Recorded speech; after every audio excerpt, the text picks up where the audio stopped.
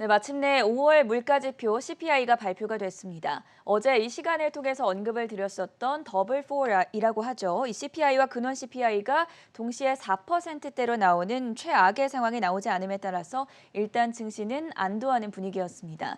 이제 시장의 관심은 다음 주에 열리게 될 6월 연준의 FOMC 회의로 이동을 하고 있는 모습인데요. 오늘은 코로나 상황이 숨통이 트기 시작되면서 제기가 됐던 5대 난수표를 이번 회의에서 과연 풀 수 있을지 미리 알아보는 시간 마련했습니다. 한국경제신문의 한상춘 논설위원과 함께 이야기 나눠보도록 하겠습니다. 안녕하십니까? 네, 안녕하십니까? 최대 관심이 됐던 5월 물가지표가 발표가 됐습니다. 최악의 상황은 발생하지 않았다. 이런 평가가 우선 우세한 상황이죠. 네, 오늘 물가지표는 발표됐는데 네. 예상치보다 웃돌았는데 주식시장이 상승했긴 했지만 국채의 가격 상승폭보다는 오히려 나스닥 지수도 네. 상당폭 상승폭이 적었거든요. 그런 과정에서 오늘 좀 주말이고 그래서 요즘 시청자 여러분한테 인기가 많은 전행건대 좀 여쭤보겠습니다. 네. 오늘 월가에서는 시장 참여들 사이에 이상한 나라 앨리스 얘기가 나왔습니다. 네. 이게 이제 상당히 의미가 있을 거로 생각하는데요. 이상한 나라 앨리스는 읽어보셨죠? 영화도 네. 봤습니다. 예. 네. 거기에 느닷없이 토끼굴 얘기가 나온단 말이에요. 네. 레빗 홀이라는 그렇죠. 얘기. 그 레빗 홀이 지금 5월 물가지표 관련해서 사실상 이 얘기가 화두가 되고 있다 이렇게 보겠습니다. 예. 그래서 오늘 마켓워치에서 나왔던 그림을 큰 정비들께서 좀 보여주시기 바랍니다. 지금 아마 준비가 돼 있을 겁니다. 그래서 우리가 이제 평균 CPI, 근원 CPI 보면 이게 이제 10년 평균치입니다. 네. 이게 이제 앞에 10년 평균. 지금은 5%가 나왔으니까 CPI는 전년도 월비 5% 나왔죠. 예상치보다 웃돌고 10년 평균을 웃돌았습니다. 그리고 근원 CPI, 요거는 이제 10년 평균치가 1에서 2% 경계선인데 이번에 한 3.7% 정도 나왔으니까 굉장히 웃돌았죠. 요게 사실은 CPI, 소비자들이 다음 나가는 물가입니다. 그러면 이제 페드가 중시하는 물가를 한번 보겠습니다. 아시겠습니다. PCE 관련해서 또 하나의 그림이 나왔을 겁니다. 또 하나의 그림인데요. 여기 PC를 보겠습니다. 10년 평균치 대비해서 지금은 CPI 비해서는 상당히 좀 안정돼 있습니다. 네. 그리고 근원 PC도 상당히 안정돼 있습니다. 그러다 보니까 똑같은 물가지표가 나왔습니다는 소비자 입장에서는 CPI는 분명히 높습니다. 예상치보다 웃돌았습니다. 근데 사실 통화정책의 관장이 되는 페드 입장에서는 상당히 좀 안정돼 있습니다. 그렇다 본다면 자, 5월의 물가의 세부적 내용에 있어서는 주로 사실 중고차라든가 그다음에 항공료라든가 음식료 가격 같은 이런 중앙은행의 통화정책의 잣대가 되는 그 항목들이 빠진 가중치가 적은 그러나 소비자에게 아주 중시되는 그걸 위주로 해서 사실 물가가 올랐다는 얘기입니다. 그러다 보니까 국민들 입장에서는 그만큼 물가의 압력이 인플레 압력이 피부적으로 와닿았던 거고 중앙은행 통화정책 입장에서는 그런 부분이 이렇게 빠져 있다 보니까 결과적으로 사실 이런 문제에 대해서 일시적이다 이런 쪽에 얘기 나온다 이렇게 됐습니다. 그러다 보니까 토끼굴이라는 것은 똑같은 지표에 대해서 똑같은 제각각 해석한다는 얘기죠. 네. 그래서 다른 한편에 있어서는 사실 이번에 물가 지표에 대해서 좀 더 지켜보자 하는 입장이고 중앙은행과 관련돼 있는 사람들 같은 경우는 물가가 인플레가 일시적이다 이런 판단이 나오는 상태에서 이상한 나라 else 그리고 레빗 홀이라는 토끼굴 얘기가 나왔다 이렇게 됐습니다. 사실 한번 보겠습니다. 5월의 물가 지표 같은 경우에는 우리가 올해 3월서부터 물가가 이렇게 우려가 된다는 측면에서 한 7월까지는 이런 국면은 예상된다 하는 쪽을 누차례 말씀드렸습니다. 보겠습니다. 왜 이런 얘기가 나오냐면 4월 달에 작년에 물가가 0.3%였거든요. 네. 코로나 직후에. 그다음에 5월 달은 임원이죠. 0.1%. 그리고 6월 달은 0.7%, 7월 달은 1%입니다. 잭슨홀 미팅 전에 사실 7월 물가 지표가 발표될 거 이렇게 보이는데요. 사실상 그렇습니다. 전년 동월비 개념을 하면 이 1년 전이 워낙 낮았기 때문에 지금 정도의 물가 수준은 계속해서 높게 나온다 이렇게 됐습니다. 이런 문제는 올해 3월서부터 계속해서 제기됐던 문제다. 그리고 한국경제TV를 통해서 계속해서 말씀드렸다 이렇게 보시됐습니다. 근데 오늘 물가는 예상보다 상당히 높게 나왔죠. 네. 근데 가장 월가에서 관전 포인트가 되는 중앙은행 입장에서 가장 관심이 되는 근원 CPI 문제가 사실 예상치보다 웃돌긴 했지만 더블 4라는 CPI 4%대 이게 이제 5% 나왔죠. 그 다음에 근원 CPI 이렇게 3.8% 요거 4% 안 나왔죠. 더블 4가 나오지 않음에 따라서 시장은 일단 안도하는 분위기다 이렇게 됐습니다. 그러나 지수 상승폭에선 다우지수는 거의 움직이지 않았죠. 그렇죠. 플랫하게 아마 상승했다는 표현을 보다는 그냥 보합세 정도다 이렇게 됐습니다. 그리고 나스닥도 0.7%인데 오늘 국채금리 하락폭 대비해서는 저게 높으냐 나쁘냐도 판단해야지 시장을 정확하게 읽을 수 있다는 걸 말씀드리겠습니다. 네. 그리고 또 한 가지 이제 어제 좀 아쉬운 대목이 있어서 한국은행의 그 부총재 최근에 보면 지난 목요일 날 금통위에서 금리가 이렇게 인상설이 조기에 이렇게 됨에 따라서 어제 부총재가 그런 얘기를 했습니다. 금리를 은내 두 차례, 그러니까 노멀 스텝이죠. 0.25%포인트 올리더라도 사실 긴축이 아니다 하는 이 표현을 쓰셨는데요. 상당 부분 문제가 있는 발언이었다 이렇게 됐습니다. 일단은 시청자분이 금리가 지금 영끌 비커하는 젊은이들이 가계부채가 굉장히 높은 상태에서 지금 금리가 조금만 올라가더라도 굉장히 한계 사항에 대해서 굉장히 어려운 상황에 봉착하는데 중앙은행의 부총재라는 사람이 적정금리가 몇 프로인지 그거에 대해서 얘기도 없고 사실 연내에 두 단계 0.5%포인트 올린다 하더라도 사실 문제가 없다 이런 발언은 한 번 정도는 생각해 볼 문제가 아닌가 생각합니다. 우리가 논란이 됐을 때 내가 0.5%포인트 두 차례 정도 올리면 그러면 하는 정도에서 생각하는 적정금리가 몇 프로인가. 예를 들어서 테일러전 측이든 수정된 테일러전 측이든 이렇게 해서 적정금리의 산출 방식에 대해서 말씀드려야 되고 그래서 거기에 대해서 두 단계 올리더라도 적정금리 수준 미치다 하면 적정금리 수준보다 하에 있기 때문에 금융 긴축이 아니라 금융 완화다 이런 표현을 쓰시면 아마 시장에 오해가 없었지 않았냐 하는 생각이 듭니다.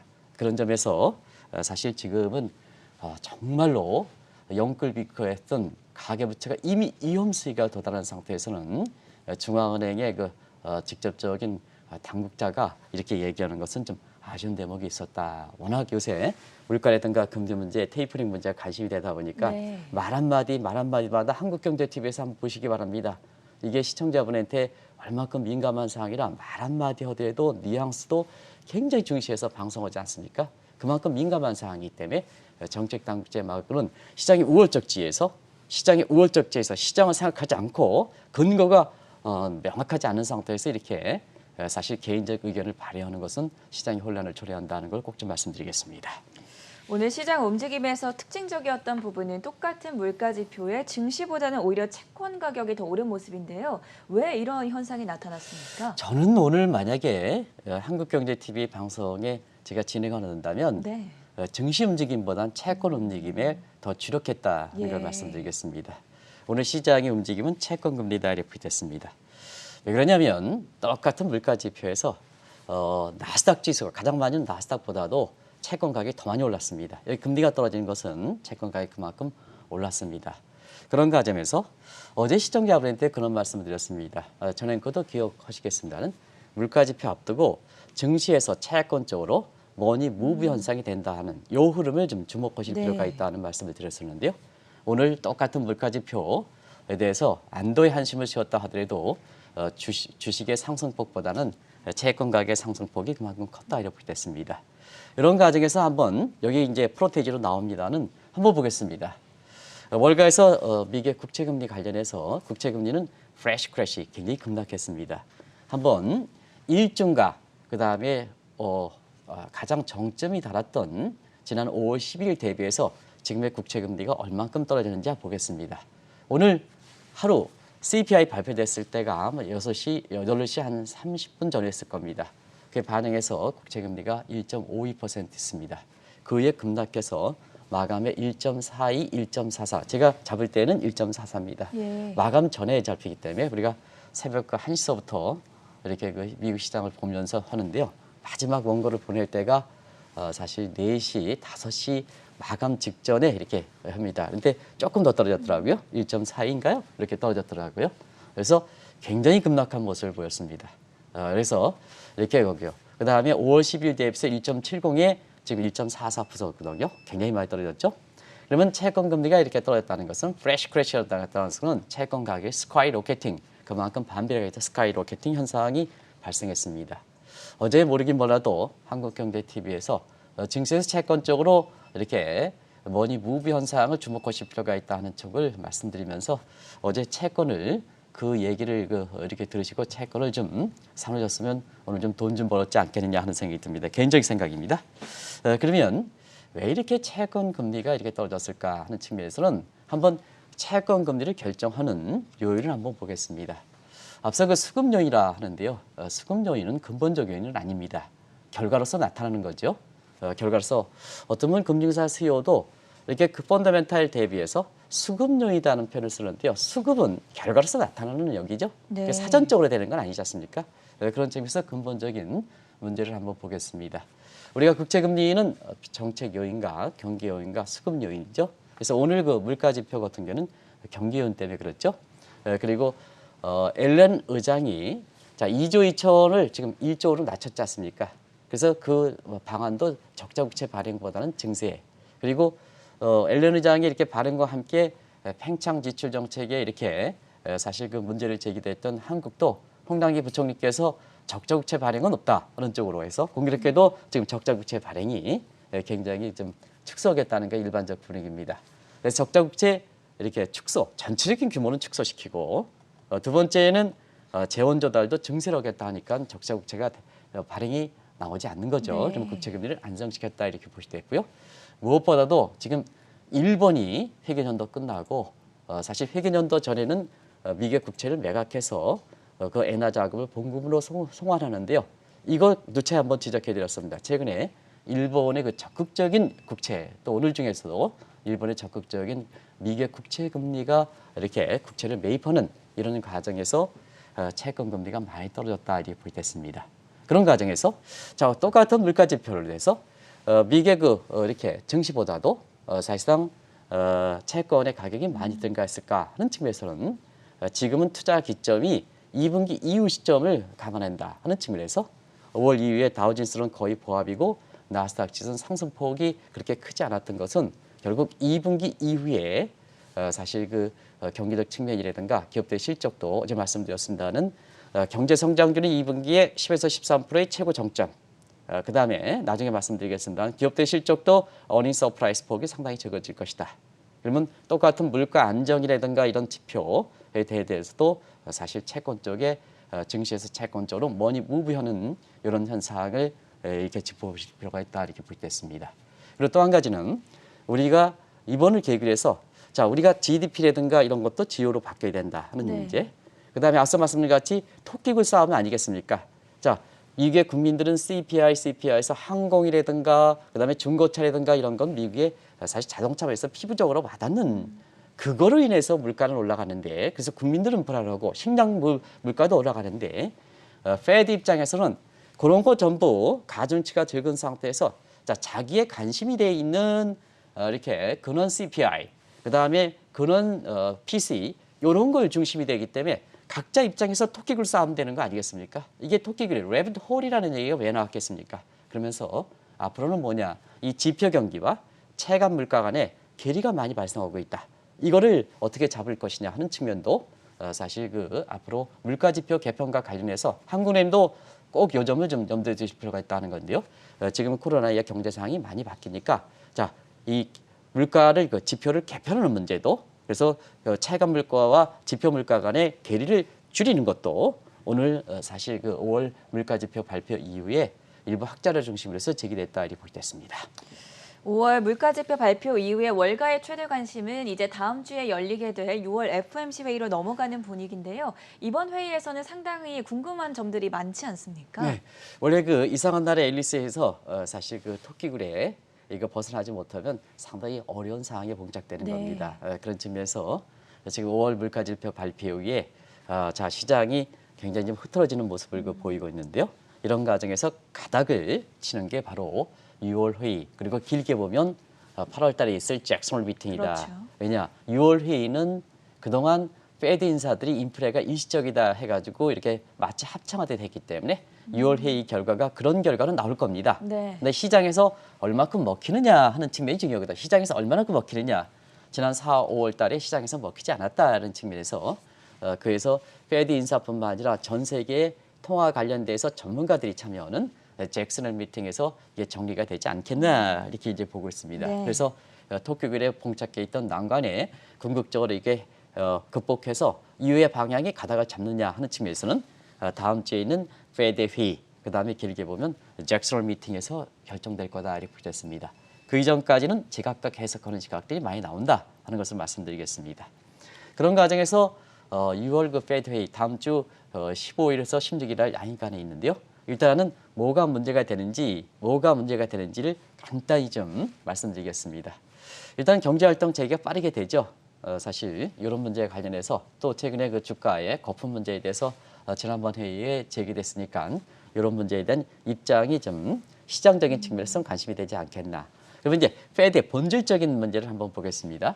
6월달 회의니까 사실 수정 전망치가 나오죠. 분기별 수정 전망치가 나오는데 양대 목표인 고용과 물가, 고용지표 물가 관련해서 저는 그 4월달, 5월달, 6월달 얼만큼 우리가 많이 얘기했습니까, 그죠? 그렇죠. 그런 과정에서 이것을 어떻게 사실 6월 그 수정 전망치에 이걸 반영할 것인가 하는 입장이 최대 관심이 되고 있다 이렇게 보겠습니다. 이걸 토대로 해서 이번 회의는 하반기의 통화정책 방향을 결정하는 회의이기 때문에 하반기의 통화정책의 경로와 방향에 대한 입장이 정리될 것이다 이렇게 보겠습니다. 그 과정에서 세부적인 내용을 보겠습니다. 양적 완화, 무제한 양적 완화죠. 자, 절대 수준을 유지할 겁니다. 매월 우리가 신뢰가 있는 이렇게 국채 800억 매월, 주택자금 400억, 크레딧이 있는 것, 이게 바로 그 이제 양적 완화죠. 근데 SMCCP, 그러니까 정크 펀드, 요건 네. 이미 축소하기로 돼 있죠. 근데 요게 테이퍼링이 아니냐 하는 시각이죠. 요건 테이퍼링은 통화 정책에서는 크레딧 있는 것만 저기 때문에 SMCCP를 통한 정크펀드를 매각해서 자금을 회수하는 것은 요게 들어가지 않는 겁니다. 그런데 시장에서는 바로 뭐냐 SMCCP에 의해서 정크펀드를 매각하면 자금 들어오죠. 한번 보겠습니다. 자, 오늘 그 한국은행 입장에서 한국경제신문에서 이런 쪽에 이게 나왔습니다. 요거 이제 한번 비춰주시죠. 알겠습니다. 현금이 철철 넘치고 있습니다. 기업들이 현금 철철 넘쳐서 어디 투자, 주식 거품, 채권 그렇죠. 그 다음에 사실상 은행도 지금 어디 투자할 때 없지 않습니까? 똑같지 않습니까? 채권 네. 거품, 추가 수익이 없고 그러다 보니까 지금 현금, 은행에서 예금마저 거절하는 사태가 발생하고 있습니다. 페드 입장에서 이거 방치해야 되느냐? 자, 인플레가 안시적이냐? 안정이냐? 경제 주체들은 뭐냐? 지금 예금 차원에서는 예금료들도 거절. 그리고 금융사 입장에서는 중앙은행의 0.18% 수익인데도 불구하고 이거 거절하겠습니까? 이 사항을 방치하겠습니까? 하는 측면이거든요. 그래서 바로 이제 오늘 그 증세 없는 인프라 확충 얘기죠. 이런 점을 우리가 아까 말씀드렸다시피 인플레가 안정이다 이런 차원에서 국채금리가 급락이다. 이거보다는 앞서 말씀드렸지 앨런이 2조 2천억을 1조 달러 하고 그 다음에 거기에 대해서 적자 국채 발행 증세가 되다 보니까 채권 금리가 급락하게 된 배경이거든요. 그런 것을 좀 시장을 좀 보다 정확하게 이렇게 끝까지 이렇게 보시고 연합통신 얘기나 얘기하는 건 안 된다 하는 것을 좀 말씀드리겠습니다. 국제금리가 금리니까 전부 갖다 물가 지표 가지고 얘기하는데요. 예상치보다 다 떨어졌지 않습니까? 그런 측면에서 좀 다양한 요인들이 복합되어 있다 이렇게 보겠습니다. 어쨌든 이런 상태에서 자 매월 1,200억 유지할 겁니다. 근데 시중 통화량은 줄어들고 있죠. 이런 분야에서 자 정크펀드에 의해서 트리플 B 이하의 정크펀드에도 여러 가지 종류가 있거든요. 이걸 대상을 더 축소할 것이냐 이 문제도 한 번 정도는 지켜보실 문제가 아니냐 생각합니다. 그리고 이번에는 경기적 포워드 가이던스가 나오죠. 이게 이제 매번 페드 회의 때만 나오는 게 아니고 이렇게 아시겠습니다는 경제 전망이 있을 때 FOMC 인사들의 의향을 뭐냐는 이런 측면에서 포워드 가이던스 문제라든가 너드 플러트 문제라든가 이런 게 나오는 그래서 어떻게 변경되느냐 하는 측면도 굉장히 관심 있지 않냐 하는 생각이 듭니다. 또 한 가지는 자 이번에는 이제 평균 물가제에 대한 효용성은 많이 떨어졌습니다. 평균 물가제. 네. 그러면 이제 평균 물가제 가지고 지금까지 버텨왔는데요. 자 지금 문제가 되는 게 인플레 문제, 장기채. 지금 미국의 인프라라든가 이런 게 장기 투자 아닙니까? 근데 장기 금리가 올라가는 것이 지금 문제가 됐지 않습니까? 그러다 보니까 장기 금리에 yield cap 씌우는 문제, 금리 상한제 씌우는 문제, 그다음에 yield curve 컨트롤 문제. 이게 이제 오퍼레이션 트위스가 되겠죠? 이런 문제에 대해서 이번에 페드에서 다양하게 논의되지 않겠냐 이렇게 보고 있습니다. 그 어느 회의보다 6월 회의에서는 특히나 더 고민이 많을 것으로 예측이 되고 있는데요. 난수표라고 불리는 5가지 궁금증에 대해서는 과연 연준이 이번 6월 회의에서 어떤 입장을 내놓을 것으로 보십니까? 자막을 보고 같이 하겠습니다. 네. 자막을 보고 한번 그거에 대해서 좀 말씀드리면 경제 전망은 상당히 고용과 물가에 대해서 애매모호한 입장을 좀 이렇게 전망치를 내놓지 않겠느냐 이렇게 이제 보고 있습니다. 그래서 사실상 그 지금의 왜 애매모호하냐면 페드 입장에서 완전 고용 수준을 구체적으로 제시한 시각이 없거든요. 네. 제시한 시각이 없거든요. 그래서 이 가이던스 한국의 부총재께서 아이고 올해 연내에 2차례 금리를 올린다 하더라도 긴축이 아니다. 그러면 긴축이냐 팽창이냐 가이드선을 제시해야 되는데 이게 없으니까 문제가 되는 거 아니겠습니까? 그런 입장과 동일한 시각으로 이게 내놓지 않겠냐 생각합니다. 그리고 무제한 양적완화 정책에 대해서 어떻게 할 것이냐 할 때는 이미 정부 펀드는 매각하기로 이렇게 결정했습니다. 그 위에 테이퍼링에 대해서 전향적으로 검토하느냐 아니냐 이런 문제가 이번에 시청자 여러분도 다 관심이 되지 않겠냐 생각합니다. 그리고 포워드 가이던스 미래에 대해서 가이던스 길을 제시한 데는 지금은 무제한 양적 완화입니다. 일몰 조항도 설정하지 않았습니다. 그런데 무제한 양적 완화 정책을 가져간다 하더라도 매월 1,200달러를 가져간다 하더라도 시한을 정하겠느냐. 자, 시한을 정하느냐. 선시티 시한을 정하느냐. 이것도 시청자 여러분이 주목해서 보실 필요가 있다 이렇게 보겠습니다. 그리고 나드 프로젝트에서는 물론 이제 금리를 결정하는 FOMC 멤버들이 자 2022년까지는 접근했습니다. 그런데 2021년 하반기에 나드 프로젝트 문제에서 제로금리의 범위에 대해서 이것을 탈피할 수 있느냐. 이게 사실 한 사람이라도 나오면 굉장히 테이퍼링이 다가온다 이렇게 보시겠습니다. 그런 측면에서 카프란 네러스 연준 총재가 어떤 나트 프로젝트의 입장을 내오느냐. 물론 무기명으로 하고 있습니다. 나트 프로젝트 내오느냐 하는 문제도 지금 월가에서 이번에 물가지표 발표된 이후에 굉장히 주목해서 본다 이렇게 보겠습니다. 그리고 앞서 말씀드린 같이 자 yield curve 컨트롤 문제, 이 문제인데요. 이게 좀 나중에 말씀드리겠습니다는 굉장히 좀 민감한 문제입니다. 그래서 이번 회의에서 결정되지 않겠느냐 하는데요. 세부적으로 한번 보겠습니다. 먼저 경제 전망 자세하게 살펴볼까요? 네, 경제 전망은 네.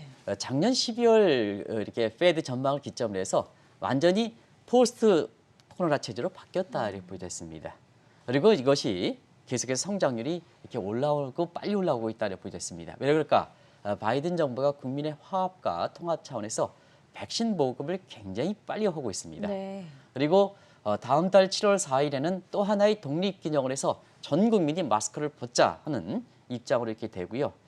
백신을 맞음으로써 트럼프 정부가 이상한 미신을 저질렀던 이런 문제가 실제로 백신을 이렇게 맞고 나서 굉장히 이렇게 사실 그 재발생률이라든가 이런 측면이 또 후유증이라든가 이런 것이 없는 상태거든요. 저도 이렇게 이번 주에 이렇게 대상이 돼서 백신을 맞았습니다는 네. 전혀 지장이 없습니다. 물론 이제 사람에 따라서 이렇게 네네. 됩니다는 제가 이번 주에 이렇게 공식적으로 백신 맞으면 이틀간의 휴가를 준다 그래요. 근데 방송은 계속해 오지 않습니까? 전혀 후유증이 없습니다. 백신 빨리 맞으시기 바랍니다. 이게 저는 그렇습니다. 아스트라제네카를 받았는데요. 아스트라제네카는 파이자든 관계없습니다. 마시기 바랍니다. 그래서 빨리 내가 맞음으로써 국민들이 전혀 이 코로나 백신에 대해서 그동안 얼만큼 고통스러웠습니까? 내가 맞음으로 인해서 다른 사람들도 이렇게 이 범위에서 벗어나서 전자적으로 그렇습니다. 어쨌든 백신 효과와 관계없이 맞으니까 좋더라고요. 맞으니까 안심 오더라고요. 시청자 여러분 또 더 당당하게 나갈 수 있고 또 제가 백신을 빨리 맞은 배경에 있어서는 코로나 검사를 5번 했고 그다음에 제가 백신을 맞은 데에는 방송의 책임 때문에 그렇습니다. 방송하는 사람들의 책임 때문에 그렇습니다. 이만큼 백신 보급이 빨라지다 보니까 경제 입장에서 보면 코로나체에서 폴스 코로나체도 바뀌었다. 그러면 경제적 측면에서는 작년에 한번 보시기 바랍니다. 작년에는 여러 가지 얘기가 다 나왔죠. 수직 절벽형 I자형서부터 시작해서 트럼프 대통령이 로켓형에서 네. 급등한다 이렇게 시작했는데요. 지금 6월 전망에서 어떻게 나올까 하는 측면에서는 한번 6월 전망에서 가닥이 잡히고 있다 이렇게 보겠습니다. 자, 2분기 성장률이 10에서 13% 나오고 그 이유는 어떻게 될 것이냐, 그 이유는 어떻게 될 것이냐 하는 측면에서는 당연히 전년 동기비 연율 개념이라 한다면 2분기 성장률이 굉장히 높겠으니까 3분기서부터 낮아지겠죠. 그래서 이것이 낮아지는 대로 그대로 고꾸라질 것이냐 하는 더블 입장 대비해서 그냥 낮아지고 나서 지금 성장률이 이렇게 사실 수준 루트형 쪽으로 이렇게 가는데요. 후자 쪽으로도 갈 가능성도 꽤 있다 이렇게 보여졌습니다. 그렇다 보니까 주가에서 보면 유동성 장세는 이제 끝났다. 유동성 장세는 실적과 성장이 받치지 않아서 유동성 장세 주가가 올랐지 않습니까? 작년에 얼마나 많이 올랐습니까? 근데 지금 보면 미국에서 이렇게 보면 나스닥 지수가 오늘 올랐다, 하루 올랐다 하더라도 바이든 정부 때는 몇 프로 올랐습니까? 한 3% 정도뿐이 안 올랐거든요. 다우존스가 경기 민감지고 오히려 한 11% 정도 많이 올랐지 않습니까? 그래서 펀더멘탈 장세 좀 길게 해야 된다. 기대성을 낮춰서 기대해야 된다. 길게 해야 된다. 그런 측면에서 주식이 여전히 가장 좋긴 하지만 사실 테이퍼링은 언제가 되는지 다가오는 거고 다가오는 거에 대해서 그 환경의 투자 환경이 바뀌었으니까 그거에 따라 바뀌어주면 된다. 왜 테이퍼링이 증시 악재냐? 왜 테이퍼링이 9월과 11월이 무슨 중요하냐? 경기는 좋아지는데 돈 푼 거 그대로 나오겠습니까? 그러면 토끼굴 논쟁이 되는 거 아니겠습니까? 레비톨 논쟁이 되는 거 아니겠습니까? 그러면 앞으로 뭐냐? 페드가 108년의 위상을 추락할 수 있는 가능성이 있다는 얘기입니다. 자기가 고집만 되면. 네. 그대로는. 자, 미국의 국민들은 CPR은 이미 어려운 상황을 느끼고 있는데 당신들이 쓰는 지표에서는 그걸 이렇게 넣지 않으니까 가중치가 적으니까 서로 괴리가 발생하잖아요. 그래서 제각각 토끼굴 싸움하는 거 아니겠습니까? 그런 측면을 한번 잘 보실 필요가 있다는 걸 말씀드리겠습니다. 사실 이번 회의에서는 제로금리가 유지될 것으로 예상이 되고 있지만 1년 전 페드 회의에서 거론됐던 마이너스 금리에 대해서 오히려 화제가 될 것이라 이런 예측들이 나옵니다. 어떻게 보십니까?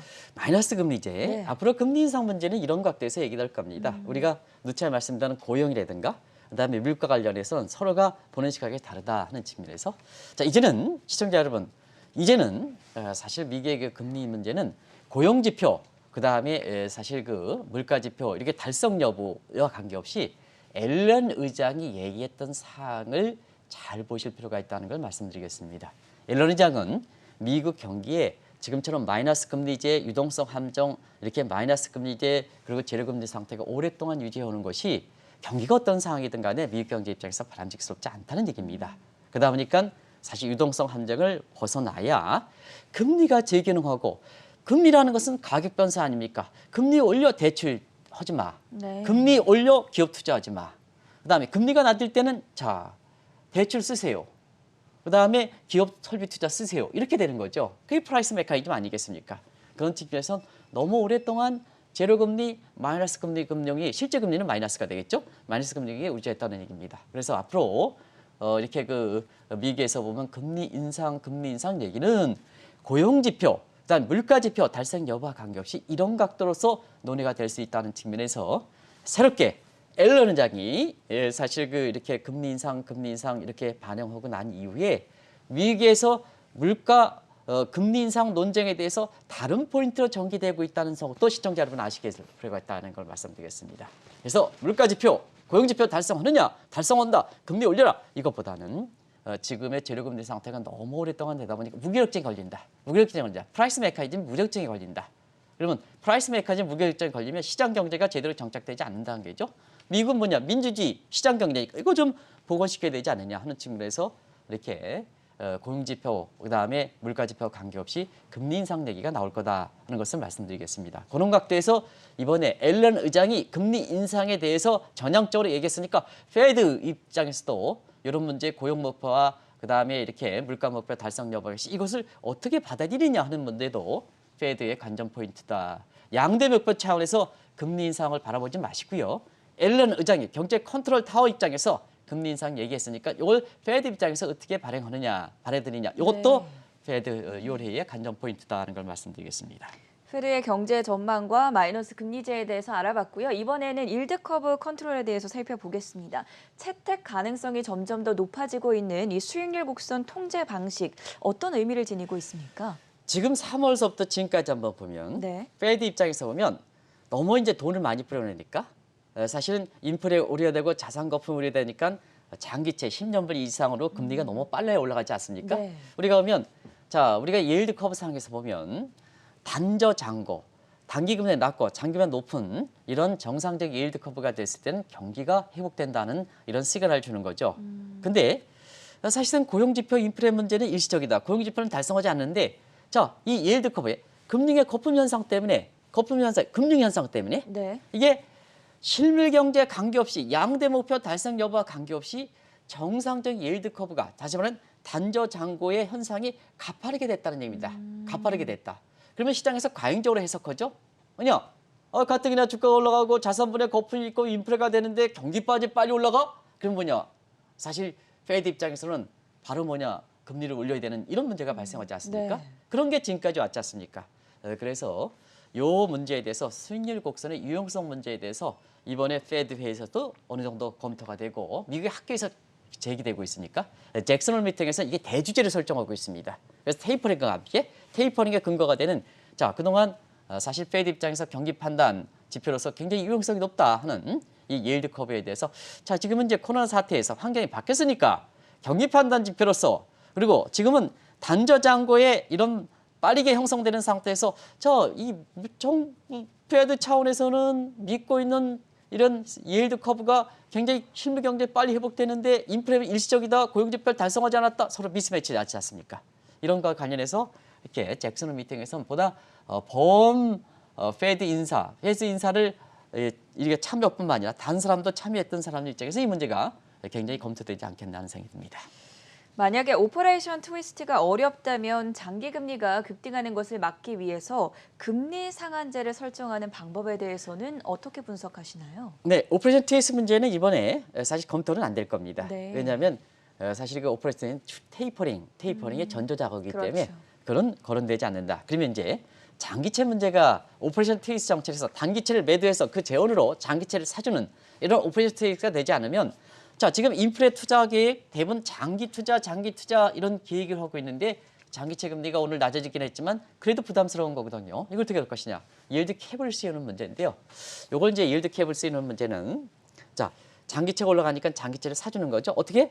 자 이때는 뭐 페드 입장에서 돈을 뭐 발권력을 동원해서 하든 뭐 여러 가지 방법이 있겠죠. 자 동원해서 이렇게 해서 하면 시중에 돈이 그러니까 장기채를 사주니까 시중에 돈이 풀리겠죠. 네. 그러다 보니까 지금 거품이 있는데요. 거품이 있고 인플레 문제가 있는데요. 요거는 굉장히 어렵게 된다 하는 걸 말씀드리겠습니다.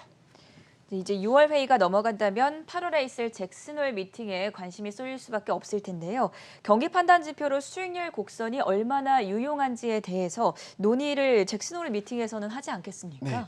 지금 여러 가지 알까리하니까 네. 지금 페드가 통화 정책의 잣대가 되는 이런 측면에서 고용의 통계 문제 우리가 이때이 고용의 통계에서도 지금 양극화 문제를 대표 지수에 해당되는 실험들 가지고 잡지 못하지 않습니까? 네. 평균치 함정이니까 이것도 이제 개편 문제가 들어갔고요.